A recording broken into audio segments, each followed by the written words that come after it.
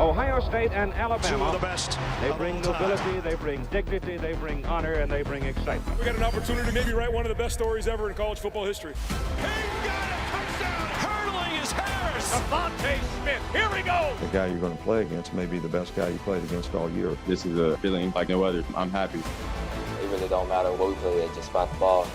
I'm ready. You don't typically get an opportunity to have a second chance. You can't miss the second time.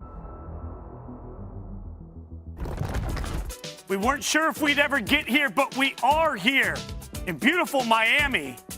As the only thing hotter than the music will be the football and the matchup we get tonight for a national championship. Alabama taking on Ohio State. The College Football Playoff National Championship game presented by AT&T. And this is Countdown to the College Football Playoff National Championship presented by AT&T 5G. We're going to get you ready for the game. The players are on the field. Justin Fields, look at that. War paint ready to go. Not so sure about the mustache behind him. Mac Jones masked up, getting ready for the huge offensive explosion we expect in this one. Devontae Smith. I'm not sure what we're doing with the warm-ups there, but Devontae bringing a little bit of the, I don't know, the jog. Everyone does that. It's a side shuffle on that one. Man, got to loosen up the hips. I mean, that's what I'll say I'm doing next time I'm going around the campus. And Jalen Waddle, only 7 games removed from a broken ankle. The big story, will he play? I'm Jason Fitz. He's Mike Golick Jr. We are a small part of a big hour coming up for you on the College Football Championship preview. We're going to be doing this for the next hour. A bunch of big guests joining us. I got spiffy. Every year for the national championship game, Mike. You know what? And like this, I mean to talk to you. Like we do a very dressed down show here. We've been doing it from my couch for years. We've been fortunate enough to get to travel around to the national championship sites this year. We get to hold it down from afar a little bit this season. But you decided to act all brand new around everyone. Like this is not Jason Fitz. I don't know who this guy is right now, lying to you with his blazer over here. But don't be fooled by the rocks that he got. He's still Jason from ESPN Radio for me. This is an homage to the first year we ever did this show together. We were in Atlanta. Yeah. I thought we were going to be on the field in these big seats. I thought we were going to be in like weird loungers, so I wore like a really proper suit with a little bow tie, and then we were on a regular set. It was a wooden bow tie, Jason. It wasn't just a normal bow tie. It was made of wood. Oh, well, you know what? If anybody knows fashion, it's the other side of this team. We're bringing in a whole group with you. On the second set, we've got Christine Williamson, Trevor Scales, Gary Streisky. Trevor, I miss you already. Usually you are in Mike's seat, and I got to say, so far, I like you better than Mike. Fitz, 2 things before you even say that you like me more. One, you clearly have never had to worry about mobility in your life if you've never done the side I'm just saying this doesn't feel like a warm-up. I'm just like, woo, what are we doing? It doesn't feel like a warm-up. If I did it going around the halls, it's because you don't look athletic doing it, Jason. Not because it's not an athletic warm-up. That's not our fault. Okay, go ahead. Sorry. Fitz, I'm going to join you as being the only other person who was not a D1 athlete. So if you need some reinforcements, I got you. And that's what I'm going to contribute in this group of 5. I got you, bro. It's all good. Guys, we're a group of 5 Streisky. Is that what we just got there? Yeah, I like that. I like that. That actually works. We let the group of 5 into the playoff around here. I'm just letting everyone know that. Obviously, as we get ready for tonight's matchup, there were some questions and rumors, speculation over the last week on whether or not we'd even get this game. We do have this game, but there are COVID complications to it. So far, we know that Ohio State's kicker will not be available tonight because of a positive COVID test. So we do know that at this point he will not be with he will not be with Ohio State. We do not know who else will be impacted. They have been very, very close-knit with this information at this point. We don't have it. As soon as we do have any information on who else might miss the game, you'll be the first to know it. 5 of 7 from field goals this season, made all 24 extra points. This is expected to be a high-scoring game. So, Mike, I think there is impact even if it's a kicker that's missing. Oh, listen, every little bit of that matters right now, especially, unfortunately for Ohio State, though, this has been par for the course for their season, right? Having to understand how to adapt when you've got starters out. We know the Big Ten Championship was the most notable absence of bodies. They had almost 21 players for that game. So every little bit when you're going up against this juggernaut matters. And obviously what we were just seeing was the backup trying to kick here and not Blake, as he'll be out for the game. So throwing over to the other set, guys, when you talk about the impact that we expect COVID to have in this game, I think at some point we have to realize that this has just become part of the normal for the college football season, right, Trevor? Like, I feel like every team is used to dealing with this in some capacity. It's just a worst-case scenario if it impacts the national championship. And Ohio State has very intimate sort of experiences with the COVID protocol and all the things that it can do to your roster on a weekly basis. Not only your roster, but also your schedule. They missed 3 games courtesy of the Rona and have found their way into this college football national championship. But that's not to say that it didn't affect them heavily. So the curses at the beginning of the season ended up being blessings because obviously they have their protocols in place. And that name, although obviously their kicker accounted for all 24 PATA makes, it's not Justin Fields, it's not Sermon, it's not Olave, obviously the big 3 that really make that engine go. So alas, they deal with it like they dealt with it all season. I was going to say, at least it's not, like we were talking before the college football championship, like whether or not this game would actually happen. So this is like the most minor thing to possibly be happening right now in 2020 when it comes to the college football playoff.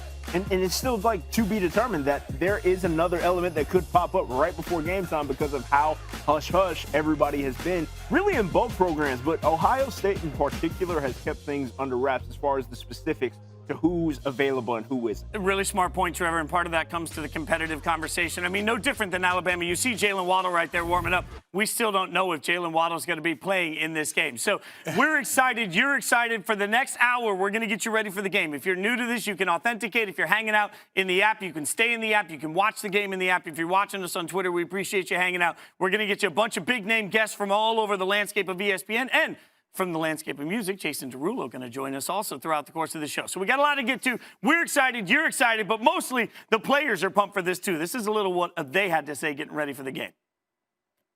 Fields on the run, launches for the end zone. Touchdown by Olave. And Fields still not right, but delivered a strike. But I know one thing, he's tough. You know, that was a good shot that he took, and he just wasn't going to be denied that day. He's such a dynamic quarterback. He's very accurate. He'll run through you. I mean, he's definitely not afraid to do that. I think their offense was very explosive, using those play-action passes to, hit some big chunk plays. Most importantly is just putting pressure on the quarterback. I have confidence in our pass rush. They have great DBs. They run a great scheme on defense, and they play very physical for preparing for it. Like, there's no tomorrow, so this team will be ready. I have. Rib? Obviously, the Ohio State Buckeyes, a team that, Mike, I was wrong about. I'll be very clear about that. I thought Clemson would win that game. They did not. Ohio State, you just saw some of the conversation about Justin Fields, had absolutely incredible, he did incredible work in that game against Clemson. Really saw some of the best of him, but he was hurt. So we'll see what impact that has. It's going to be the biggest swing state in this game. I think we've talked so much about the COVID protocols and the things that may come up in all of this, but the health of Justin Fields is going to be critical to the development of this right now. So if we're talking quarterbacks, we might as well welcome in a quarterback right now with us here. ESPN college football analyst and former USC great Mark Sanchez with us now here on the show. Mark, we appreciate the time today, man, and let's start there. Justin Fields coming into this game took a massive shot in that semifinal matchup against Clemson. You've been a quarterback. How difficult is it dealing with, let's call it a torso injury potentially, going into this title game against that Bama defense? Yeah, no doubt. Thanks for having me, guys. I'm happy to be here. For Justin Fields, I thought the most important thing that we saw from him last week after that injury, not just the toughness and the way it galvanized the team to see him walk back out on the field and throw a touchdown right away and wince through all that pain and still deliver the way he did, but more importantly, it forced him to be a quarterback. And what I mean by that is it forced him to go from 1 to 2, and instead of just taking off and running because he was hurt, he had to check the ball down more than we've ever seen him. I know he hit him with splash plays over the top, that's Clemson, but he had to check the ball down to Trey Sermon, and we haven't seen that a lot. But what he realized is he can get something out of that, and he's going to need that tonight because Alabama, they watch the tape too. They're not going to let guys just run by him over the top, Olave and the likes of their receivers. So he's going to have to be disciplined with his progressions and be really, really smart, and don't be afraid to check that ball down. All right, Mark. So last week, I put Brett Venables up on a pedestal, the defensive coordinator for Clemson. I realized that. What Ohio State did to that defense was absolutely stunning to me. So how much of that can actually transfer into this matchup against Alabama's defense? Yeah, I talked with Ryan Day yesterday, actually, and I played for him in Philly.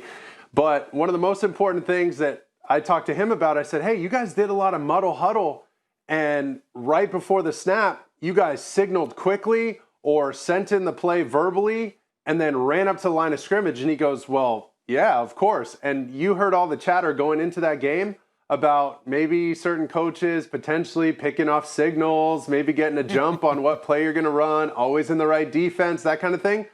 It stunned them. And what really happened is it made their defense look very pedestrian, right? Just totally average when they didn't have a beat on what you were going to do. So that was a huge part of it. Now tonight, the most important thing that Ryan Day talked about for his quarterback is he's got to get off to a good start again. Because you saw his stat line last week. He was 4 of 5 or 5 for 5, 5 for 6. That's the kind of start he needs in this first quarter in a game that I think the first quarter is going to be a little boring, right? It's two heavyweight boxers. They're feeling out their jab, figuring out which combinations they want to use, and boom, this thing's going to explode in the second and third quarters, really in that second half. But he wants Justin Fields to get off to a sharp start. So a couple easy completions, a couple completions on the run, show that he could run the read option and potentially be a threat as a runner. But other than that, get off to a smooth start and then take off. Because when he plays within himself, we see what can happen.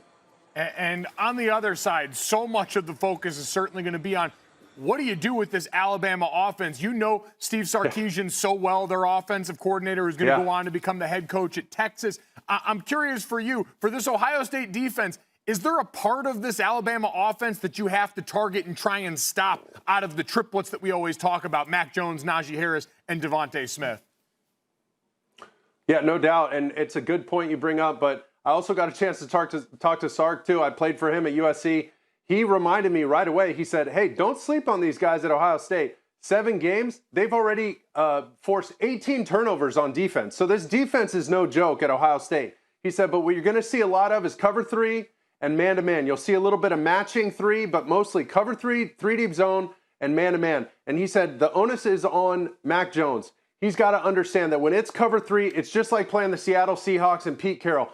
You got to check the ball down. You can't get greedy up the seams. It might look open up the seams, putting 2 verticals on it, but they play that defense so well. Don't get sucked into that trap of throwing the ball down the field versus cover 3.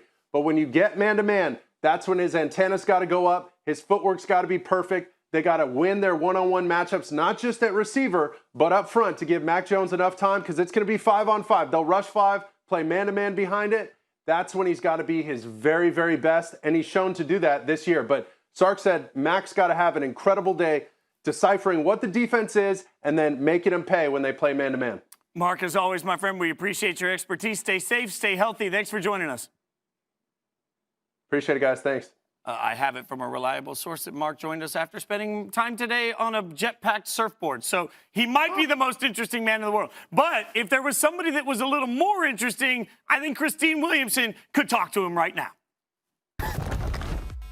Sunday night, Jason Derulo headlined the virtual 2021 AT&T Playoff Playlist live concert. The concert is typically held in the host city for the championship, but it went virtual this year. If you missed it on Sunday night, don't worry. You can check it out on AT&T's YouTube page all the way to Tuesday. And now we are incredibly lucky to be joined by Jason Derulo. Okay. I knew they were expecting me to do that, and I just figured I'd pull it out. Thanks so much for joining us. I watched the concert. It was very different. What was it like for you? What was the concert like? It was really cool. You know, just being transported into different worlds. I feel like it's the future of performance. You know, and especially in these crazy times to kind of feel the audience a little bit, as opposed to just having the shows by myself. We had like a room full of different people from all over the world that we could interact with. That was also really fly too. But the XR version of a stage is just kind of next level. We can be transported to anywhere. So we was from Miami to Mars in this week.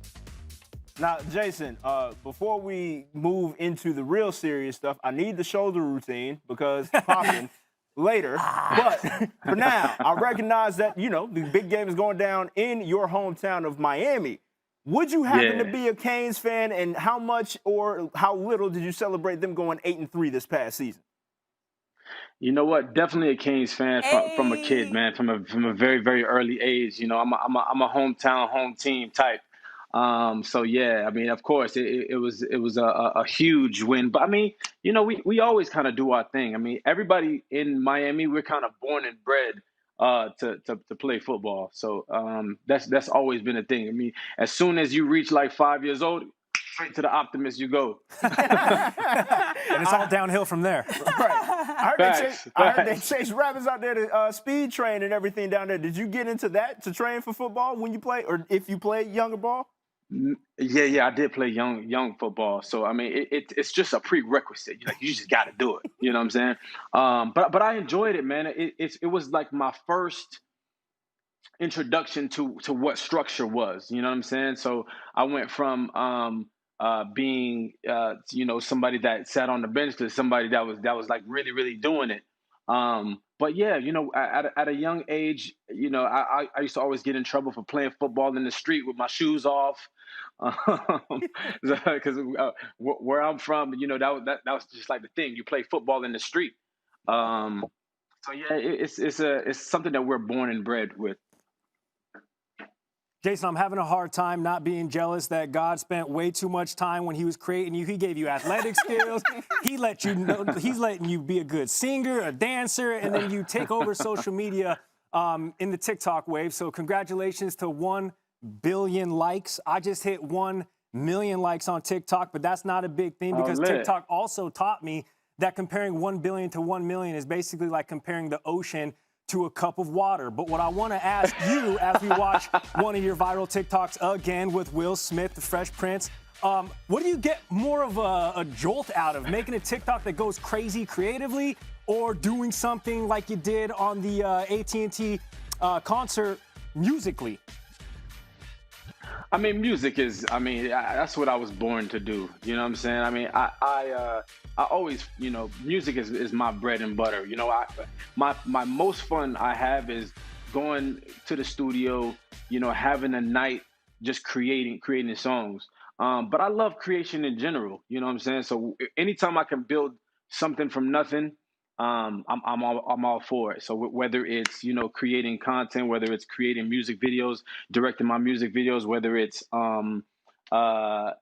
building my house, you know, it's all creation. You know, anytime that I can be creative, I'm there. Jason, I've never been invited to the house, but I feel like I've been there because I've seen it in so many of the TikToks. The red carpet goes crazy. Just want to throw that out there.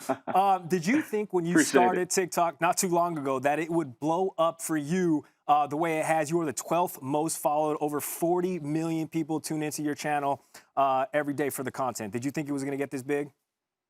I didn't, man. And for a long time, I mean, social media has never really been my thing. Because I'm not the type of person that's just gonna be like, let me take a selfie of myself. You know, it's just not who I am. But when I got introduced to TikTok, I just started like this challenge, and I was like, okay, this was fun. You know, we was all at the crib, right? Everybody's just, you know, there's not very much to do. We at the house. Let's do this challenge that I just seen on this app called TikTok. I'm like, okay, let's try it out. Tried out the first challenge, and I was like, okay, that was fun. Tried out another one, and I was like, okay, this is kind of a vibe.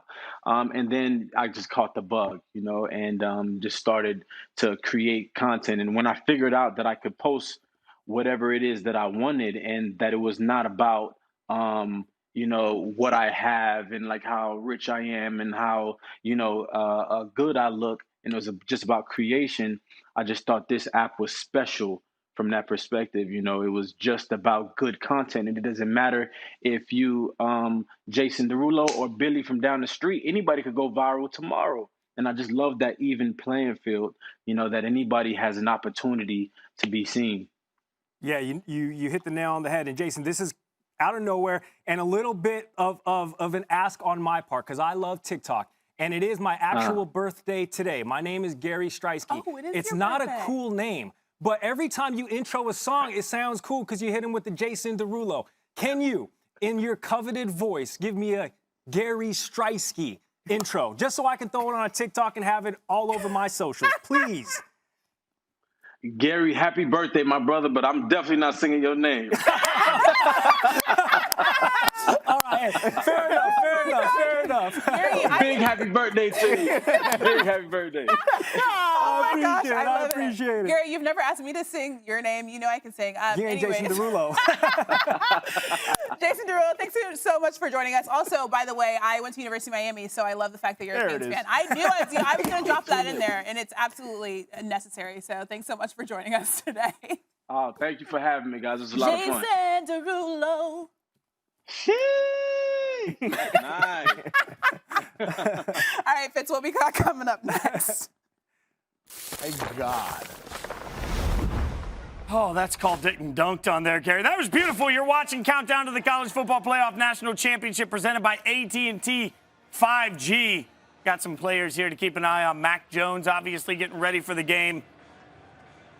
A lot of conversation about who will or won't be available. Mike Ola Jr., we're seeing the list is now breaking out on who will not be available for Ohio State, right? Yeah, gonna wait to see this confirmed by some of our people here, but seeing reports about a couple of key Ohio State defensive linemen that may not be out there for the Buckeyes. That's the matchup I've been looking forward to most in this night. It's what can that defensive line for Ohio State do that front four against what was voted the Joe Moore Award best offensive line in college football. With this offense, it wants to go bombs away, and getting to the quarterback was going to be the best way possible with some of the guys Ohio State has up front. So waiting to see final word on that as we look at Jalen Waddle getting ready to maybe add to that Alabama offense they'd be tasked with stopping. And you make such a great point. I mean, we spend so much time looking at Jalen Waddle, and we'll have all eyes on whether or not he actually plays tonight. The question is, how do you slow down this offense? And without all of your key members on the defensive side of the ball, I'm not sure you do it. So we'll see how it plays out.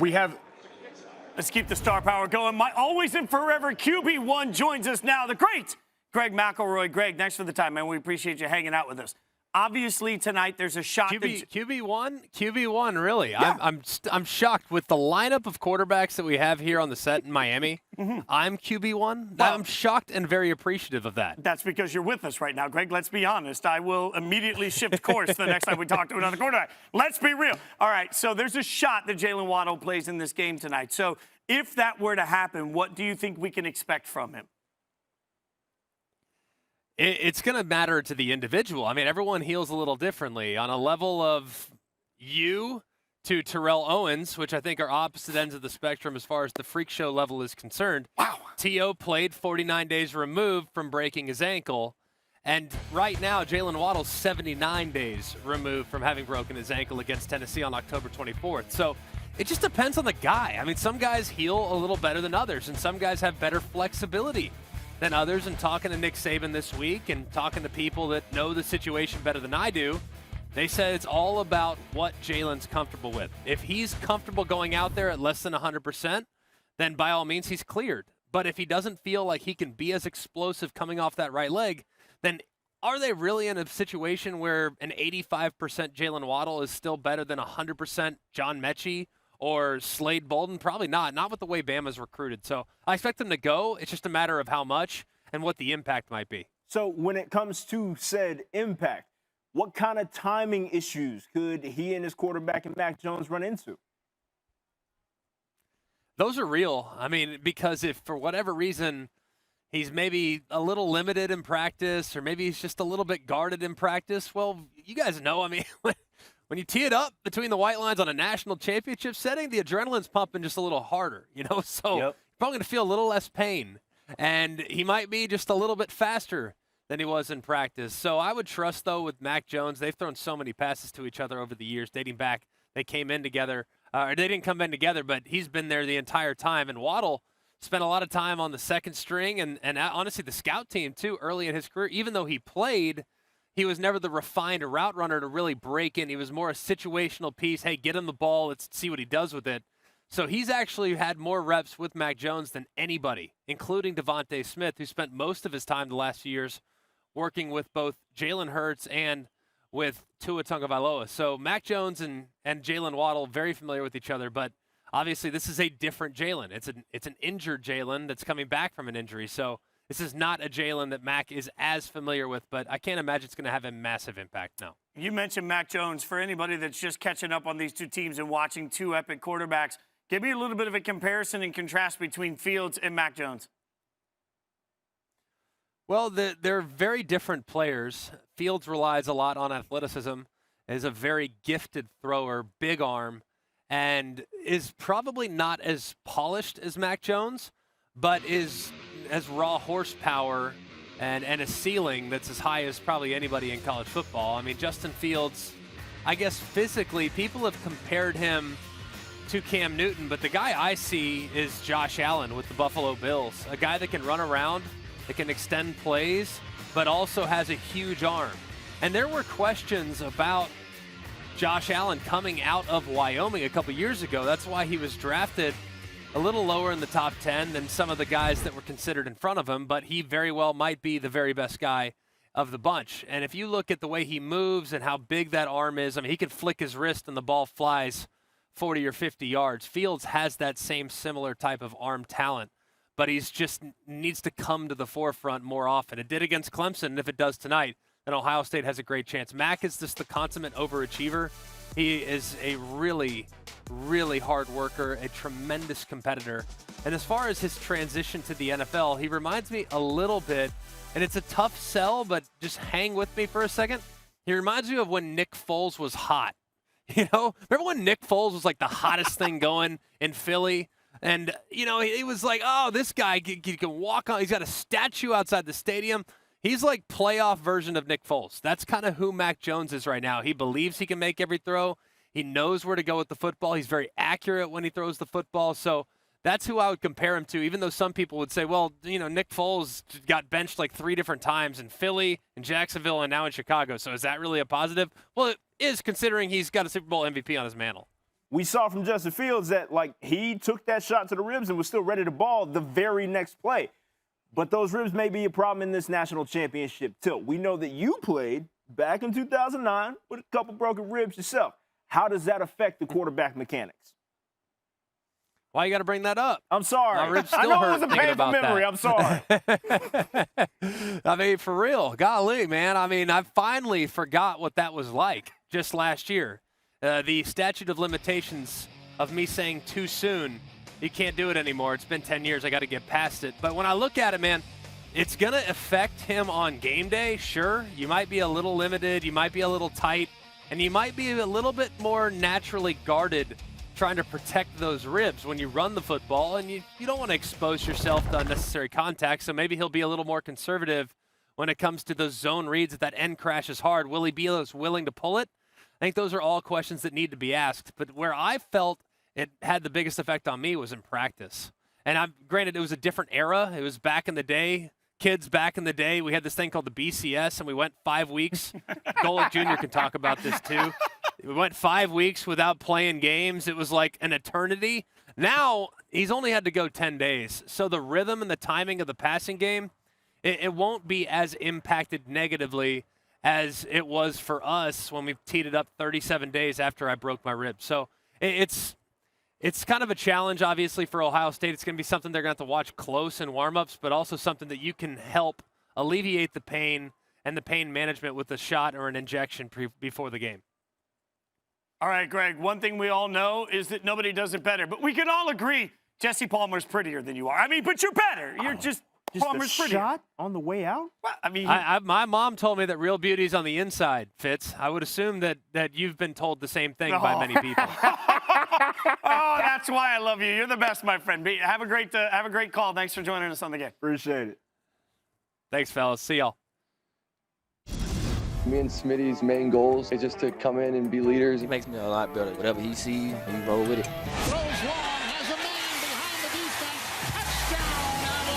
Mac Jones playing with a ton of confidence. Touch he has in the ball. Everything is timed up perfect. His hands are 100%.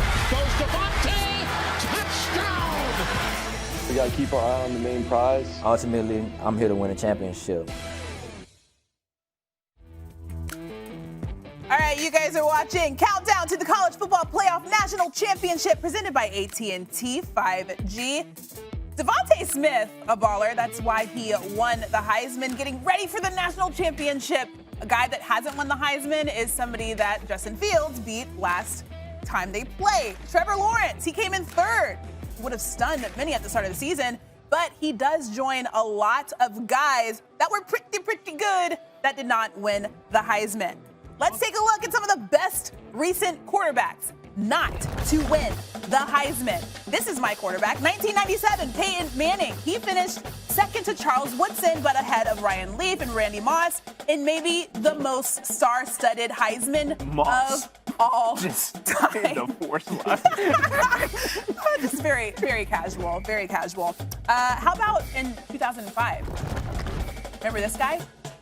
Vince Young. Why does this video look like it's from 1970? This video older than I am. I feel like this is not. I don't know why I'm going to take that. I'm not going to take that. But he was a distant second behind Reggie Bush. But if voting happened after the bowl games, Young would have likely won the Heisman after throwing for 267 yards and rushing for 200 yards in Texas's 41-38 win over USC in the Rose Bowl. What the heck is this really 2005? Why does it look so old? There ain't no way this is 2005. What a SB. There ain't no way. Oh my goodness! Even the graphics look Johnny very United. ridiculous. Stop playing. I feel like somebody goodness. All right. filmed this on their flip phone and now they're showing it to us. This looks a little bit more recent. In 2010 and 2011, come Andrew on, man. Luck is one of 11 players in the history. We just took out Notre Dame. Sorry, Gojo. In the history of the Heisman, to be a two-time finalist without ever winning, he came in second twice, finishing behind Cam Newton and Robert Griffin III. I mean, that makes sense. But sorry, Gojo, about that. I mean, say that. Jesus. No. That is all we're focusing on. Andrew Luck let the league in quarterback yeet. Okay, 2015 and 2016, Deshaun Watson, just like Luck, he was also a two-time finalist who didn't win, finished third behind Derrick Henry and Christian McCaffrey in 2015, and behind Lamar Jackson in 2016. This is my quarterback also. Very sad, very sad. No Clemson players have won a Heisman. What the heck is going on? Miami. Be better. I won a lot of places, Gary. Okay. Be better. Oh my goodness, that's so rude. That is so rude. But the guy was good. The guy was good, and he didn't win a Heisman. So, of course, Trevor Lawrence, despite Dabo's plea of it would be a crying shame if the Heisman Trophy doesn't attach his name to Trevor Lawrence, the Heisman went to Devontae Smith, and Trevor Lawrence exits college without a Heisman. Very sad day. A dang shame. A dang shame. For Clemson and for Trevor Lawrence and for Look, it's about narratives. Is it not like we understand that going into Heisman voting each and every year that a lot of what is going to carry your vote total will be storyline attached to it? Devontae Smith had a hell of a storyline attached to his name this season, right? Yeah. Stepping in as second fiddle, theoretically, to Jalen Waddle, then taking the first fiddle role and running with it to the record books throughout the SEC and the nation. So if it is a storyline narrative, Trevor Lawrence enters 2018 as a true freshman, is the Cotton Bowl MVP, goes on to beat Alabama, who at the time everybody was saying this might be the greatest Alabama team ever assembled, and they smacked them in Santa Ana. We were all there. MVP of that game. Following season, MVP of the Fiesta Bowl. Obviously, they lost the national championship, so he's put on back-to-back incredible campaigns. All right, so before we start talking a little bit more about the best quarterback to not win a Heisman, let's welcome in our very own Jordan Cornette, our friend and our colleague. Jordan, I'm going to ask you this because we just ran through some quarterbacks who have not won a Heisman. Do you think that Trevor Lawrence is one of the best to not win a Heisman? Well, guys, it's going to be on with you. I don't have my finger in my ear by choice. It's really hard to hear you guys. You would think with all this technology, you knew something was going to go wrong. Of course, it's at the Cornette household. But, Christine, to answer your question, to me, it's been really intriguing, the approach that Clemson has taken in this. A lot of schools campaign for their guys and want to promote it. Dabo and Trevor as well have both been steadfast on it's not really about the trophy to them. They want to win the big one. And, of course, Ohio State stood in their way this year. Trevor was able to do it in his first season, usurping Kelly Bryant at that starting position 4 games into that season 3 years ago and went on a magic ride. But it was never really a part of a desire for him. And I think it's not going to have any issue with how people look at the career Trevor Lawrence had. I don't think people are going to stop and say, but he didn't win a Heisman. That's understandable. But I want to look. no shade, but I actually want to focus on the quarterbacks that are playing this evening, okay? I do want to get an understanding for your psyche on the matchup between Justin Fields and Mac Jones this evening. Who will get the better of their opposing defenses? You know, honestly, Trevor, I think it's going to be a shootout. I think you're going to see both guys throw for 400 yards, and it's really going to come down to, at the end of the game, not which quarterback didn't do it, is which one maybe played the cleanest game, didn't throw an interception, didn't turn it over. A running back on either side didn't give the football away. I think you're going to see a blockbuster performances on the stage for both these quarterbacks because they're pros, and they're playing for great coaches that are going to prop them up. And I'm uncomfortable with the amount of talent that's on the field, to be honest, on both sides. So I think it's really going to come down to turnovers. I know it might feel like lazy analysis, but the real analysis is both these guys are going to shine. I don't think these defenses are anything to write home about, but these offenses are. I expect big numbers. Who's going to make that costly mistake down the stretch? All right, so you expect both of these guys to shine, but one of them has to win. Who do you have in this matchup tonight? I've got, you know what, it's tough. I've gone back and forth all week long, all day long on this one. Ultimately, I think Alabama is going to win it. I just think that their ability to make the plays when it matters, they've got the best player on the field in Devontae Smith, and I think that's going to show through. I expect him to return form in what he did in the semifinal game in the Rose Bowl versus Notre Dame. I'm expecting at least 3 touchdowns from him. Too much firepower with 2 teams that have a lot of it. That's why I give the nod to Alabama, Christine. All right, I kind of agree with you, but thanks so much, Jordan, for joining us today. I'm sorry that you have all of the technical difficulties in the Cornette household, but it worked out. I hope this worked. It worked out. It worked out. Thanks for having me on. Enjoy the game. You sound good. So Najie Harris also did not win a Heisman, but the kid is winning in a lot of other different ways. Check this out. Here's the handoff. Najie bounces off one man, hurdles a man on the right sideline. You had an amazing hurdle in the Rose Bowl that got a lot of people's attentions, and I wanted to bring someone on today to talk about it. Hold on, that's Megan right there. I can see her. Hey! You know, I really look up to her, you know, just for what she does outside of sports. And I guess I gave her a shout out with a little. I saw you do the pose. I'm like, oh, that's so dope, you know? I love to do celebrations, so anytime anybody else is on that vibe or on that wave, I always love that. I have to pay your tribute to her, of course. So Megan, you told him to hurdle somebody, but what did you think when you actually saw him do it? I nearly fell out of the couch. I was like, he did it! Like, he did it for me! Obviously, it wasn't really for me, but I'm just gonna claim it as mine. Just as the soccer star Megan Rapinoe asked him to do for her after he acknowledged all that she has done societally. It was just kind of like a fun moment, but then like watching it back, I'm like, you actually hurdled a whole human. Like that's it was hard, man. It was hard. I'm telling you, it's not easy. I mean, and cleared him by a mile. But I appreciate you coming on the call. Really, I really appreciate it. Of course, yeah. It's so nice to meet you. Good luck with everything. You're a huge inspiration to me as well. Thank you guys.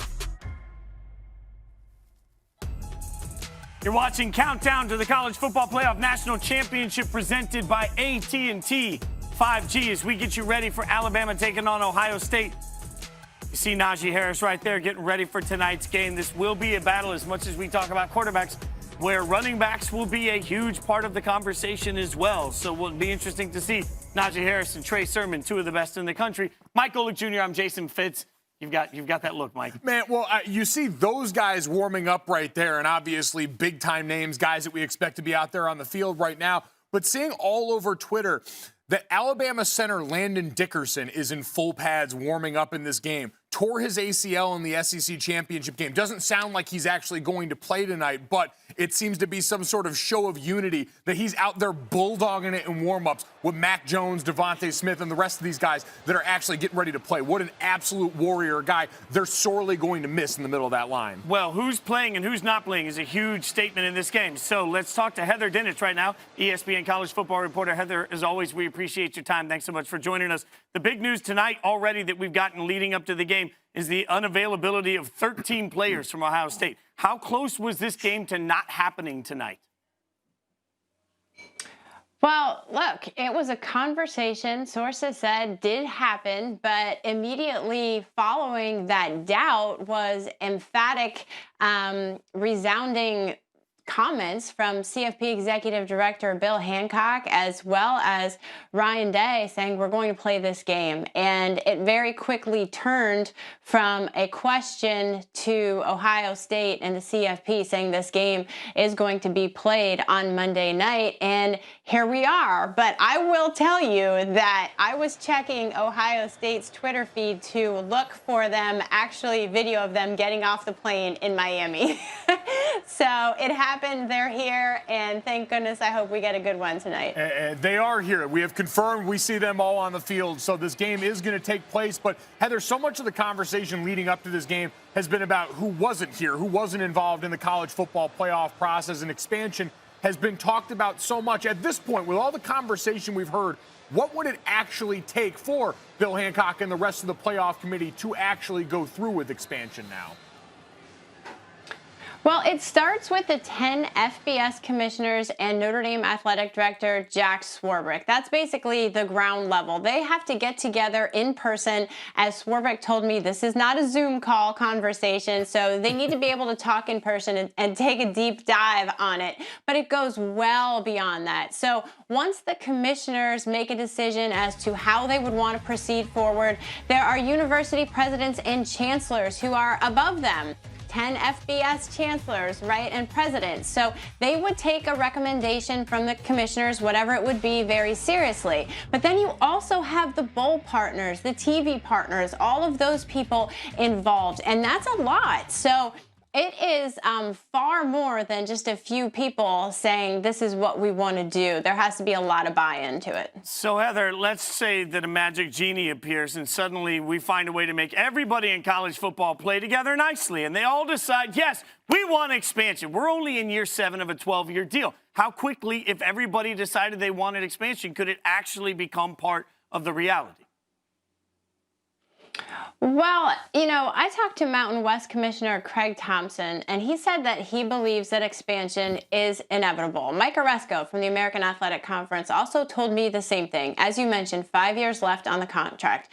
And Craig Thompson told me that he thinks it's possible that it could happen before the end of this contract. I mean, remember, all of those people involved that I just explained to you, you don't wake up on the last day of the last year of the contract and say, this is what we want to do. And they're all very cognizant of that timeline. So I would expect within the next 12 to 18 months is when they really start to figure out what is the plan. That doesn't necessarily mean expansion. There are people who aren't convinced of that expansion is the right way to go. I mean, for example, I talked to Sunbelt Commissioner Keith Gill, the Sunbelt, right? And he said, look, even if you expand the playoff, that doesn't necessarily solve the Cincinnati Coastal Carolina issue. They need to see models. They need to have more conversations about it in order to figure out what direction they want to go.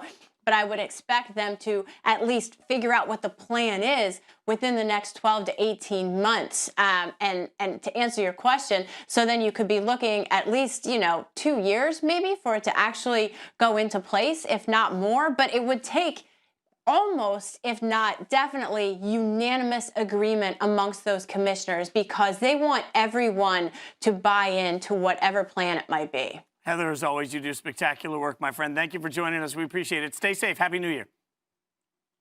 Thanks, you too. Okay, so we'll bring in Trevor Scales to have a little bit of an expansion conversation here on playoffs.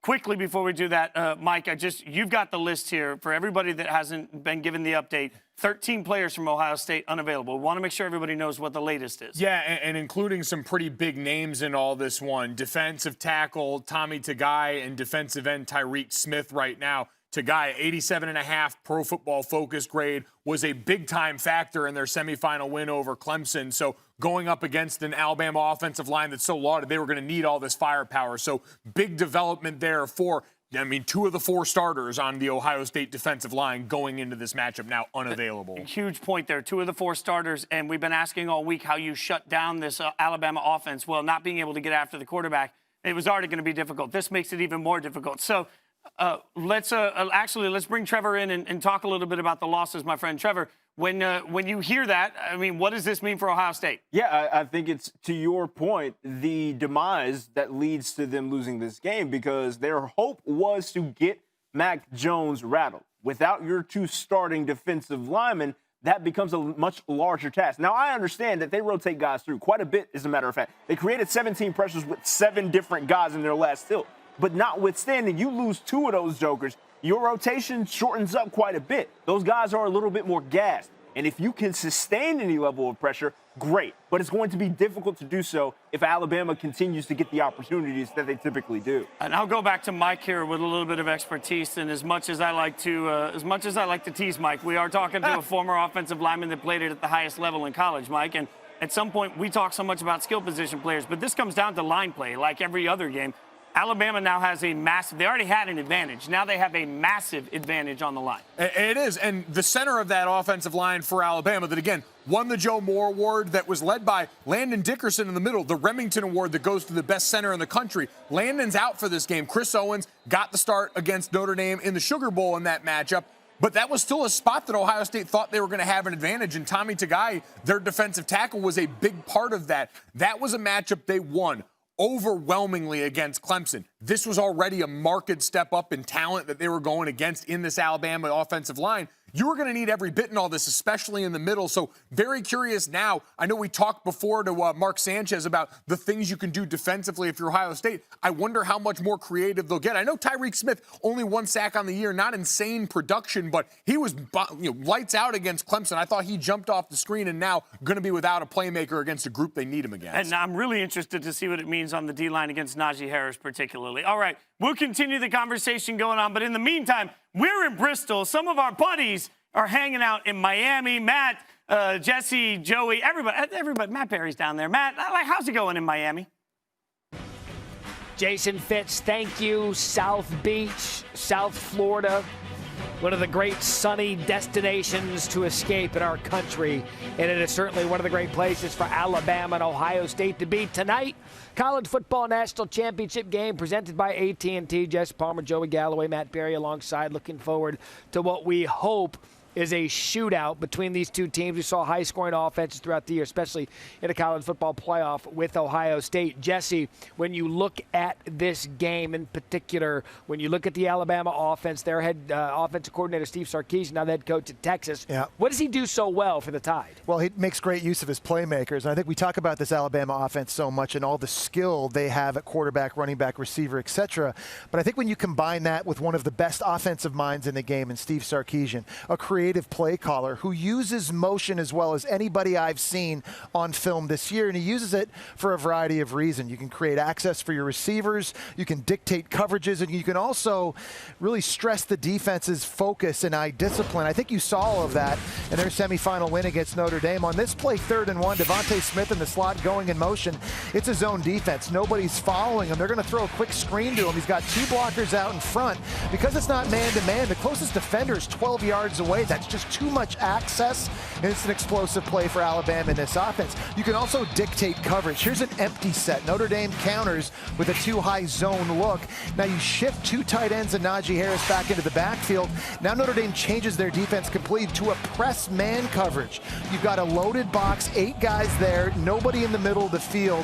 This is going to be an RPO, and it's a slant to Devontae Smith, just too easy, pitch and catch, and that ends up being a touchdown. But you can also use motion for eye candy and really try to mess with the focus of the defense. Here's a receiver in motion on a swing. Safeties rock and roll. You're faking a handoff. All of the focus from Notre Dame is going to the left side of that formation. Now you sneak John Mechie on a slant back the other way, and it's another explosive play. I think great play callers have a rhythm. They have a flow. They have a cadence. They set things up. They have a knack for taking shots. And certainly Steve Sarkisian does all that. But I think what really makes him unique, he puts his playmakers in a position to be successful. So I think the combination of the skill they have and the play caller, I think, makes this Alabama offense so tough to stop. When Texas announced that Tom Herman was fired, we all said, well, they obviously have the guy in mind. I don't think anybody thought that name was going to be Steve Sarkisian. Make no mistake about it. He got that job because of what he's done for the Alabama offense. Joey, when we talk about Ohio State, they got a big grad transfer in Trey Sermon.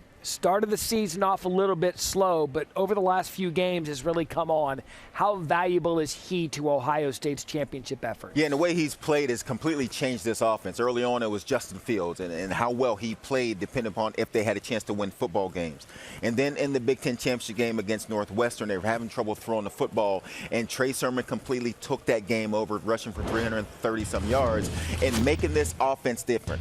Comes to the semifinal, same thing, kept it going. This is a different Trey Sermon than we saw early in the season. He now looks comfortable. He feels comfortable. He's running with great vision.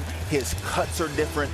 And that's why this offense now is hard to stop, because now it's multi-dimensional. Now they can run it down your throat if they have to. They can be physical. They can set a tone against your defensive line. And you can see what a nice job the offensive line is doing, not making Trey Sermon have to deal with anything in the backfield. Tough to stop running backs when they get a full head of steam, don't have to make a cut before they break the line of scrimmage and get to that second level. Now watch this vision, watch this hole. Great blocking up front. Trey Sermon at full speed gets to the second level, makes a guy miss. We put a stiff arm on a much smaller defensive back. You get extra yards.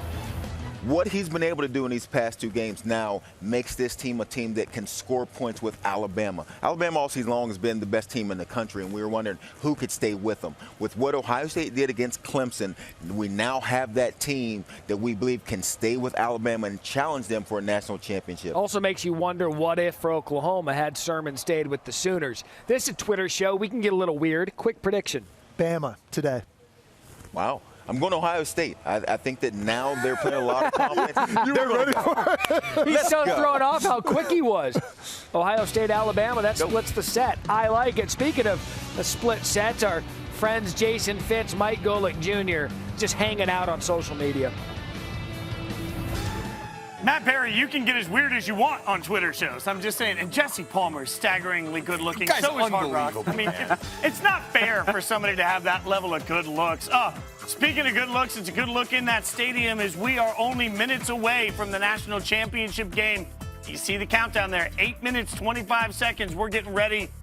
A lot of conversation we were just having there about running backs, and Najie Harris is one of the best. We know that. Trey Sermon, 524 yards over the last two games. We've never seen production like that. So as we continue to get you ready for the game, I think the only thing we should do here is bring in our great running back. We have one on this set, Harvard's own. Oh, man. You know, Trevor Scales, we love you, Trev. All right, so look at these running backs. Which one to you, in your mind, which one is poised to have a bigger game tonight? I think it boils down to the fact that, again, the roster updates on the Ohio State sideline just sway this matchup again for me. Najee Harris, without having to deal with basically getting contacted for another 4 yards at this point, he is going to run rampant, is what we assumed to begin with. But now that only gets accentuated in this matchup, now that we know that two defensive linemen for the Buckeyes are down. And Mike, I think it was interesting, hosted College Football Live last week. One of the guys pointed out that everybody should be sending, from Ohio State, should be sending flowers to Northwestern.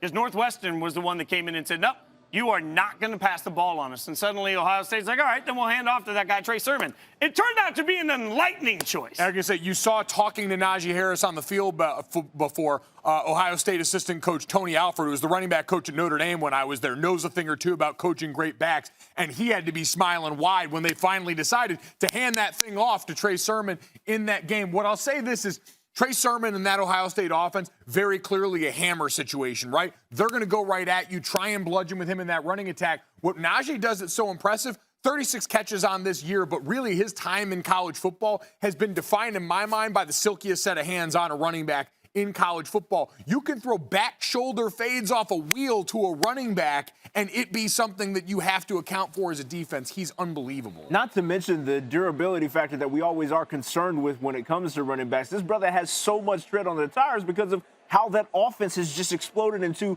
a much more of a long, explosive play offense that goes through the air in large part. So he also has the ability to work within that offense, as you said, but he hasn't been relied upon for the years that a lot of other Bama running backs have been. Yeah, it's going to be very interesting to see what they do also with Trey Sermon, because you know they've got eyes there, because that's the one thing on the other side with Najee that they do is they move him around. Sark uses him to get information for that offense. Well, Ohio State saying, all right, you've got 2 games where all eyes have been on Trey Sermon. How are they going to use him to window dress to help Justin Fields get some of those downfield shots? And that's what I'm interested to see. I mean, if anything we know Saban's staff does, it's very Belichickian, right? Like they take your best thing away. Well, right now, for the whole season, it felt like Justin Fields was the best thing.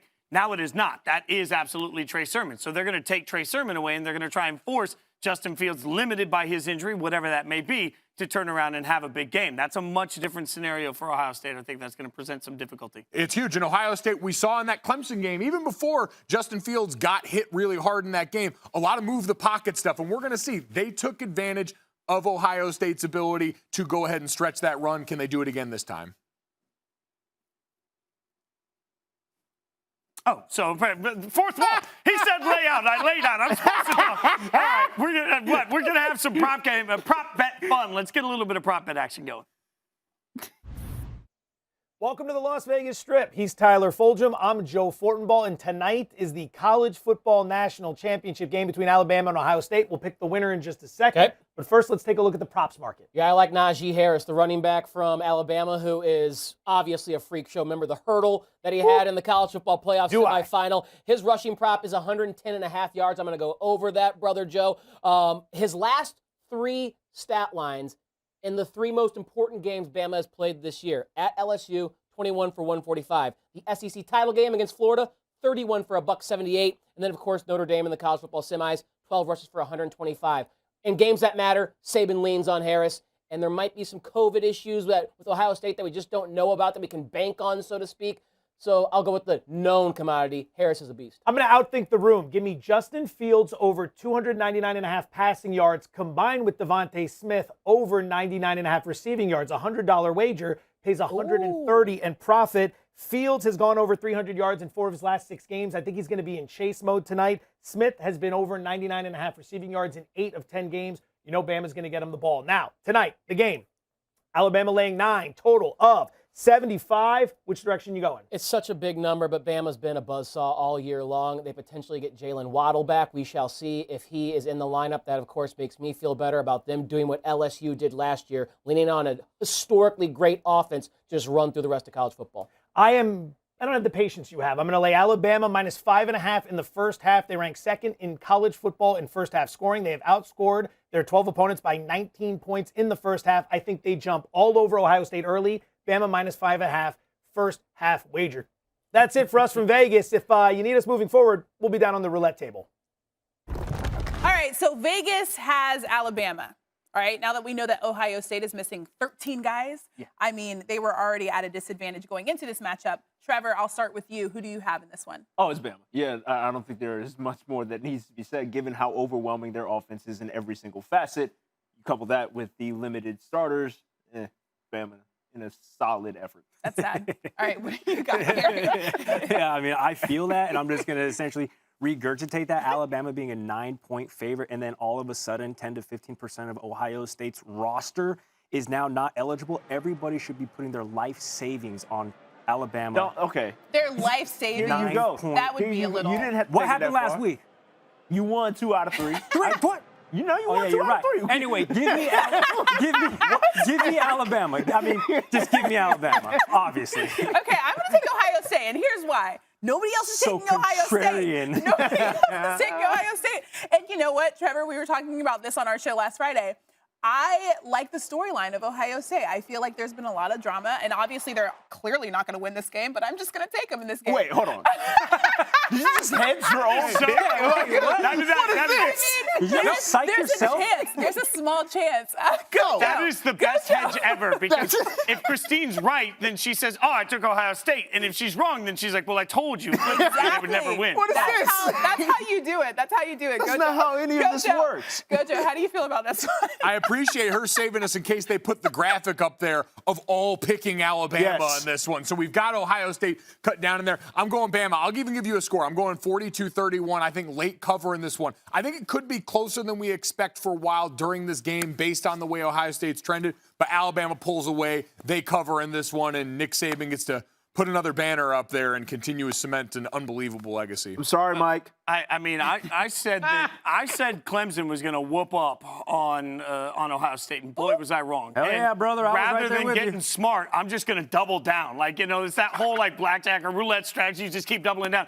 I think Alabama's going to roll, and I think they're going to roll big in this one. You got to score 40 if you want to beat Bama. I don't think Ohio State can do that without Justin Fields being 100% of himself, and there's no reason for me to think that he is that. So I think Alabama's going to win in that range of 45 to 25. It's a 20-point win for me in my mind. Oh, Look, my God. I doubled down. Wait. Impressive. I doubled down on Notre Dame Clemson, and I was right the second time. Sorry about that. That's fine, man. Like, you want to live with a 20-point in the national championship game. Be my guest. You're sick. I'm just going to get off Twitter for the rest of the evening. By the way, it takes a bunch of people to make this show happen. Last year, we were kicked off before we could even say thank you. So I want to make sure that we thank everybody behind the scenes that's worked their tail off to make this show happen. If you're watching in the app, if you're watching on Twitter, make sure you authenticate. You can hang out in ESPN, the app, watch all night. Mike and I will be on a megacast on ESPNU. Skycam. So be sure to hang out with us there. In the meantime, we genuinely appreciate the time that you've given us, not just tonight, but every single night this season. Christine Williamson, Gary Streisky, Trevor Scales, Mike Golick Jr., I'm Jason Fitz. We cannot thank you enough for giving us your time all season this year. It has been a blast hanging out with you. Thank you for watching Countdown to the College Football Playoff National Championship presented by AT&T 5G.